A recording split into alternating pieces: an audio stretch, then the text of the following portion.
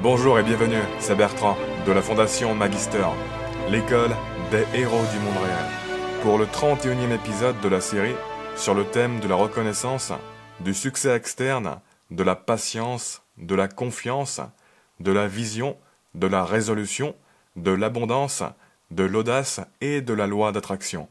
À la fin du dernier épisode, je vous disais que quand tu copies quelqu'un, si tu veux réussir, tu as intérêt d'être bien meilleur que lui. Sinon, tu vas ramasser ses miettes. Si tu fais la même chose en moins bien, tu n'auras pratiquement aucune part du marché. Parce que l'inertie est trop installée. Prenez le cas des humoristes par exemple. Si vous faites attention, vous verrez que beaucoup d'humoristes qui ont une longue carrière, ils ont leur propre style d'humour. Ils ont un style unique qui se démarque. Il n'y a personne du même niveau pour les concurrencer dans leur style. Et ce qu'il faut bien comprendre, c'est que cette histoire de douve et de rempart dont je vous parlais dans l'épisode précédent, elle y est pour beaucoup. Si un nouvel humoriste arrive et réplique le style d'un humoriste connu, s'il n'est pas bien au-dessus du maître, il va probablement se faire dézinguer.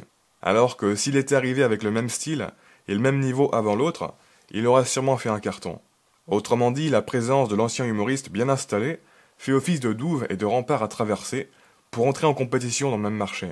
Si un nouvel humoriste arrive et réplique le style de cet humoriste bien installé, tout le monde va penser que c'est une sous-version de l'humoriste connu et qui sert à rien parce qu'il fait la même chose en moins bien. Et parce qu'avec le temps, les gens se sont attachés au premier. Donc tous les nouveaux compétiteurs subissent la comparaison, étant donné l'impact de l'attachement émotionnel. C'est un peu comme quand il y a un changement dans la voix de doublage d'un acteur. Même si la nouvelle voix correspond bien, ça crée un sentiment négatif, au moins au début. Pour attiser l'intérêt en tant que nouveau compétiteur et pousser les gens à se détacher de leur attachement, il faut vraiment être au-dessus, et ça demande beaucoup d'investissement. Dans le domaine des vidéos de développement personnel, tous les nouveaux compétiteurs tombent comme des mouches, parce qu'ils font que répliquer en moins bien ce que font d'autres qui sont déjà bien installés dans ce marché. Autrement dit, ils sont comme du bruit, confondus dans le bruit. Moi, ma chaîne se développe lentement, certes, mais je ne suis pas un clone. Je trace mon propre chemin. Et donc, mon évolution à long terme est beaucoup moins limitée parce que je suis en compétition avec personne. Je sors du bruit. Et c'est le plus important à prendre en compte. Ce n'est pas d'avoir une bonne vitesse d'évolution qui compte sur la durée. C'est d'avoir une bonne possibilité d'évolution. Et de la sécurité. Avancer lentement, mais sûrement. Sortir du bruit. Encore une fois, tout ce qui fait que ma chaîne décolle très lentement, c'est aussi très probablement ce qui fait qu'elle va rester dans le jeu sur la durée. Par exemple, j'ai très bien conscience que mon expression est assez robotique et peut repousser certaines personnes. On me l'a souvent reproché et moi-même ce côté robotique ça me dérange. Je suis pas aveugle. À chaque fois que je regarde une vidéo après l'avoir tournée, je me dis assez souvent que merde, ça manque de vie, ça manque d'émotion, ou alors que j'étais trop fatigué. Je me dis que c'est loin d'être parfait tout ça. Mais je la publie quand même. Et c'est certain que ne pas parler plus naturellement diminue l'impact de ma chaîne dans le présent.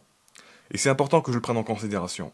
Si vous lancez un projet et que vous retrouvez assez régulièrement la même critique, alerte rouge. Il faut pas laisser passer ça sans réfléchir. Vis-à-vis de cette alerte rouge, j'y ai beaucoup réfléchi et j'ai décidé de continuer comme ça pour 3 raisons. La première, c'est que j'ai analysé le profil des personnes qui faisaient ce genre de critiques.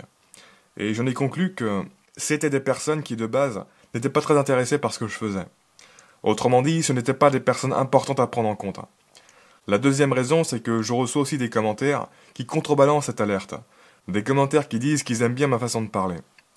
Et enfin, la troisième raison, plus importante, c'est qu'il faut comprendre que ce défaut est indissociable de certaines qualités de ma chaîne, à savoir la recherche, l'écriture, la substance et le volume.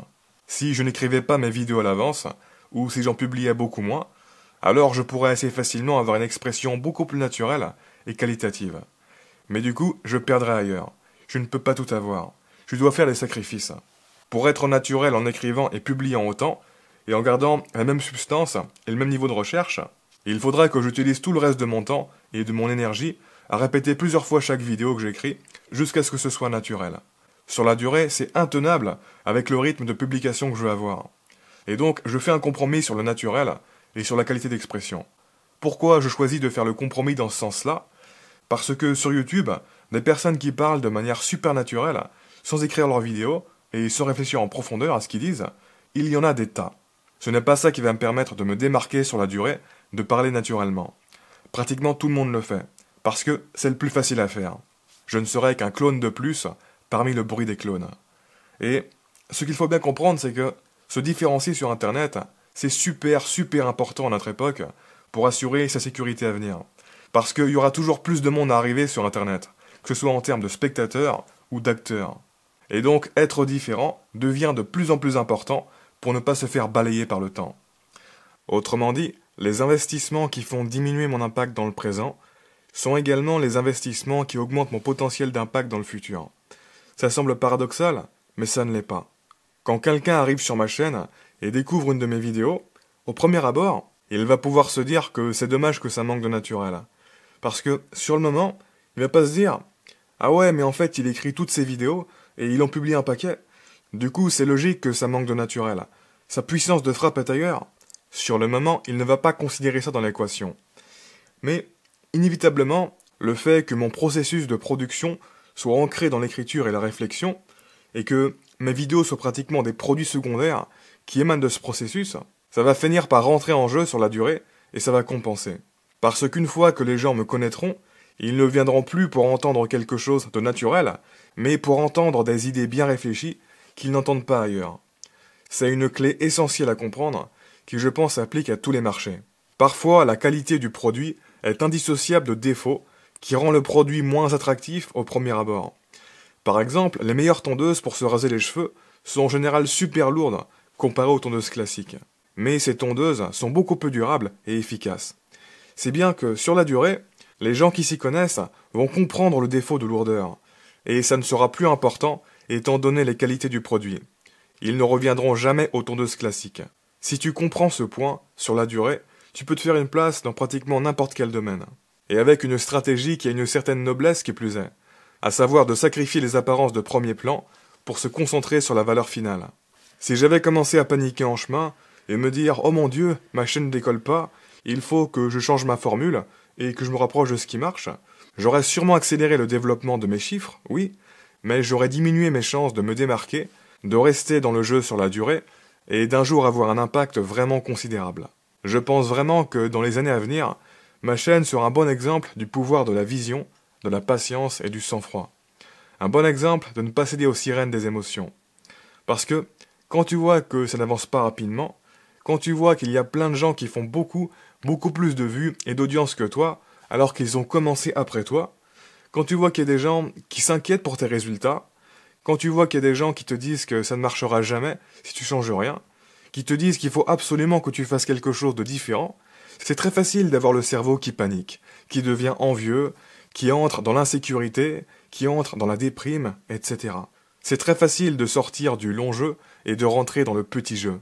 Si tu n'es pas bien ancré mentalement, et que tu n'es pas au courant que 99% des gens qui tirent les sirènes d'alarme sont de très mauvais stratèges, qui ne comprennent rien à la différence entre le petit jeu et le long jeu, tu vas te faire piéger et penser comme eux. Je peux me tromper, bien sûr, je n'ai pas la fantaisie de croire que la stratégie que je suis est garantie à 100% et que c'est une science exacte. Ça reste un pari, mais un pari bien éclairé et réfléchi. En tout cas, avec ce projet, c'est devenu très clair qu'un bon leader doit être capable de s'ancrer dans sa vision, et de ne pas se laisser affecter par tout le bullshit et le bruit qui l'entoure sur le chemin du succès. Si tu veux être un leader dans la vie, tu dois être capable de montrer l'exemple, même quand personne ne comprend ta vision. Tu dois avancer patiemment et sereinement en suivant ton plan, même quand tout le monde autour de toi panique et n'arrive plus à raisonner logiquement. Tu dois te désensibiliser à l'image que tu renvoies dans les premières années. Parce que bien souvent, les meilleures stratégies sacrifient les apparences. Tu dois faire tes preuves. Et sur ce, on continue de parler de tout ça dans le prochain épisode. En attendant, comme d'habitude, je vous invite à vous abonner si ce n'est pas déjà fait, à partager cette vidéo et laisser un pouce bleu si vous l'avez apprécié, ça m'aide pour la visibilité. Et je vous invite également à rejoindre le Discord de la Fondation Magister pour prendre part à des discussions sur les différents aspects du développement. Le lien est dans la description de la vidéo. Quoi qu'il en soit, je vous remercie de m'avoir écouté jusqu'au bout, et je vous dis à très bientôt pour la prochaine vidéo. Ciao.